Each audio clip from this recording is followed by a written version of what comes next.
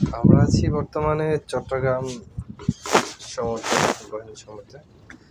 এখান থেকে কার্গো জাহাজে করে দেশের এক প্রান্ত থেকে অন্য প্রান্তে মালামাল বহন করা হয়। আমরা সাগরের মাঝখানে আছি বর্তমানে অবস্থান। এই যে জাহাজগুলো দেখছেন, এগুলো করে বিদেশ থেকে মাল আসে এবং ছোট ছোট কার্গো কিংবা ছোট জাহাজ করে দেশের বিভিন্ন অঞ্চলে নেওয়া হয়। আর এই নেওয়ার কাজগুলো করে নাবিকরা। এই হচ্ছে জাহাজের কিনার, যখন আমরা কিনার সাইডে থাকি তখন এরকমের ভাবে মালগুলো খালি করা হয়, আনলোড করা হয়। এটা গম নিয়ে আসা হয়েছে। গম হাওয়ার মাধ্যমে খালি হয় কীভাবে আপনাদের দেখাই। এই যে হাওয়ার পাইপটা হচ্ছে, এটা ভিতরে দেওয়া হয় এবং হাওয়ার প্রেশার দেওয়ার কারণে হাওয়ায় গমগুলোর ভিতর থেকে নিয়ে তারপরে কিনারে ফালানো হয়।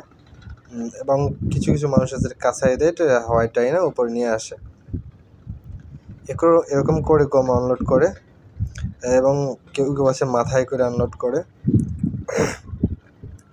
এক এক সিস্টেম এক একজনের। এই হচ্ছে রিমোট দিয়ে এটা কন্ট্রোল করা হয় পাইপটাকে, যে কোন দিক মাল যাবে, কোন দিক কাটবে, কোন দিক নিবে না নিবে। এটা করে ওই পাইপে ওই ভিতরে চলে যায়, ওখান থেকে বস্তা পড়া হয় এবং বিভিন্ন দোকানে বিভিন্ন গোডাউনে চলে যায় ওখান থেকে।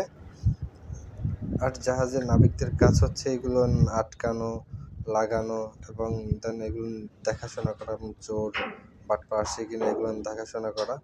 এখানে দুইটা জাহাজ বাঁধা আছে, একটাই মানুষে মাথায় করে মাল আনলোড করে, আরেকটা মেশিনে করে এবং একজন বস্তা ভরতেছে মালগুলান রে এবং এগুলো প্যাকেট করে মাথায় করে এগুলো উঠানো হবে।